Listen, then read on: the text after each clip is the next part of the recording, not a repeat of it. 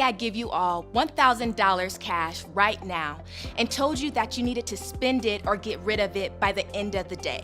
You can do whatever you want with it as long as it's gone by midnight tonight. What would you do?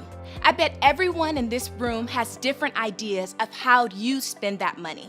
Unfortunately, I'm not mega rich and I don't have $1,000 for each of you, but we can imagine what it's like to have that money. Now, you all definitely knew how you'd spend that money if you had it. And even though I didn't have $1,000 at your age either, I did know how to spend what little money I had on the things I wanted. Money is a powerful tool. It's important. And whether you realize it or not, money is making an impact on your life right now.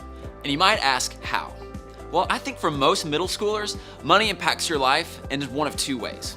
And the first is simply status, which of course you guys know is just a rank or position that someone holds. And as a middle schooler, you might find that there are different levels of status in your social groups, like whether that's at school, in your friend group, or on a sports team, or even right here at church. Like, it's only natural to want a high status in these groups. And I totally get that. Like, a lot of people want money or material things to improve their status. Maybe you want to improve your status through the new cool iPhone, or the amazing pair of shoes, or that brand new backpack that everyone is talking about this year. But you don't have the money or even a way to make the money on your own, so you can't buy it. That's money impacting your life and possibly your status. Now, the other way I think money affects you most as a middle schooler is through worry and frustration. You want money to relieve some kind of anxiety or tension in your life. Maybe you hear your parents arguing about money more than anything else, and you think if you guys just had a little more of it, the fighting would stop.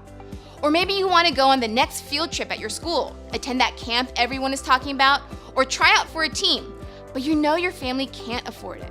So instead, you worry and get frustrated at the way money limits what you can and can't do. Do you see what I mean? Money impacts your life. Now, for some of you, this makes total sense. It's easy to see how money impacts your life because you don't have a lot of it. And it can be frustrating to not have money to spend on yourself, and it can be stressful to see your family struggle when they don't have money. But for others, this is a little harder to grasp because you come from a family that has more money available to you. You can afford things more easily. When you ask your parents for things, you know they're gonna say yes because they seem to have the money to spend. It's harder for you to see the way money impacts you because there isn't a lack of money to affect your day-to-day life. No matter which side of the scale you are on, the same thing is true. Money is a powerful tool, and that means the way you view money is important, even right now as a middle schooler. Why? Because the way you think about and spend money matters for your future. You may not have a lot of money right now. You may not even have a way to make money for yourself right now. But one day, you'll be the one making the choice on how you spend your money. Eventually, you'll be the one deciding how money impacts your life. In fact, the way you spend and view money now as a middle schooler often influences the way you will view and spend money as an adult. Believe it or not, the Bible thinks that money is pretty important too. The guys who wrote the many books that make up the Bible wrote about money a lot. In fact, there are more than 2,000 verses in the Bible about money. If you ask me, that makes it seem pretty important. Why do you think that is? Well, I think for starters, it's because how we spend our money tells us a lot about what we really want.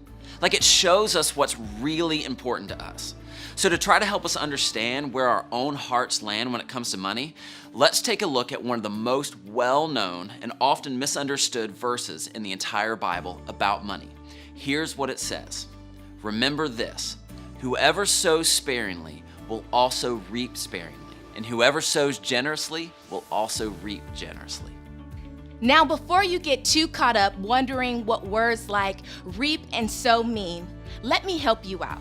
Back in the day, these words were used a lot because people spent a lot of time gathering and collecting crops. To sow means simply to plant, and to reap means to gather what has grown. So what the writer here meant is that if you plant sparingly, or not very much, you'll gather little in return. But if you plant generously, or a lot, you will gather that much in return. Now, when you hear that verse, you're probably thinking that when it comes to money, it means the more you give, the more you get. That's exactly how most people read it at first. But that's not exactly what the writer was trying to say here. The guy who wrote this passage, Paul, was a close follower of Jesus and someone who was really concerned with the way early church and its people lived their lives. He wanted to see the message of Jesus spread to as many people as possible, and a big part of that was making sure that the first churches in his day were setting the right example of what it means to follow Jesus. In this particular verse, Paul was writing to a group of people called the Corinthians. And the Corinthians were a group of believers who organized and decided to follow Jesus together. They were basically rock star partners for Paul as he was spreading the message of Jesus and starting what we now know as the church. Because of that, Paul cared a lot about how they lived their lives. So what does that have to do with this verse? Well, I'm glad you asked. Paul knew he was asking the Corinthians to take on a very important job, and he wanted to make sure they were prepared. Paul wanted the Corinthians to know that because he saw they could be trusted to sow generously the task he'd given them. He was going to trust them with more. So that's great for them, but what does that mean for us? Well, just like Paul entrusted the Corinthians, Jesus has also trusted you with something very important, and how you use that something is important. So whether it's money, time, talents, or influence, you have something that matters.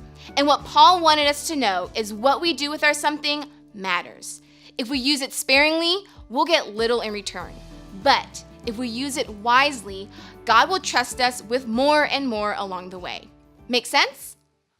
For one, I think that's pretty cool. So what does this all have to do with you in middle school? Well, at least when it comes to money, I'm guessing not too much right now.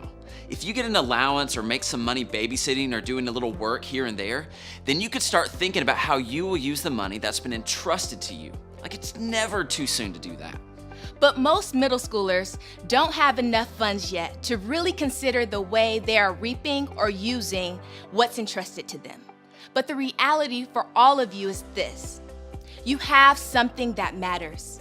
You have talents, you have time, you have influence, you have relationships. All of those things matter a lot, and you can do something with each of them right now.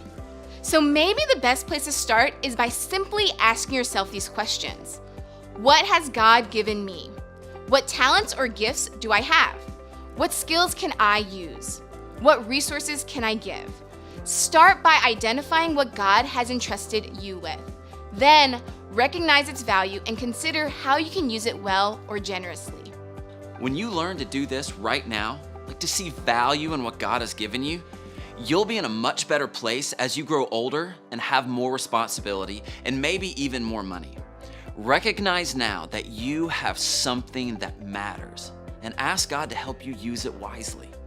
Like I said, you may not be working with a lot of money right now as a middle schooler, and that's okay, but you do have something of value, and God wants to help you know how to use it well right now. As you begin to head out, I want you to think about this question: what has God entrusted to you?